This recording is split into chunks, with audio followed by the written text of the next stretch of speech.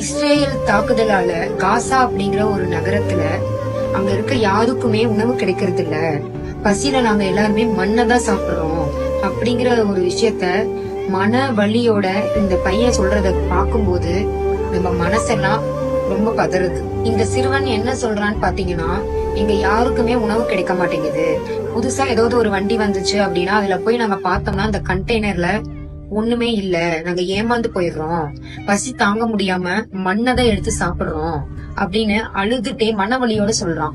இங்க ஒரு பிரெட் கூட இந்தியன் மதிப்புல பாத்தீங்கன்னா 547 ரூபாயில தான் இருக்கு. இந்த நிலை எங்களுக்கு எப்ப மாறும்? எங்களால பசி தாங்க முடியாம மண்ணதான் சாப்பிட்டுட்டு இருக்கோம். கொஞ்சமாவது எங்களை பார்த்து கருணை காட்டுங்க, எங்களை கொஞ்சம் பாவம் பாருங்க அப்படின்னு இந்த பிஞ்சு குழந்தை அழுகுறத பார்த்தா ரொம்ப கஷ்டமா இருக்கு. இந்த வீடியோவை தயவு செஞ்சு உங்க வீட்டுல இருக்க எல்லா குழந்தைங்களுக்குமே காமிங்க. நம்ம வீட்டுல செஞ்சு கொடுக்குற உணவு வேண்டாம், எனக்கு கடையில வாங்கி கொடுங்க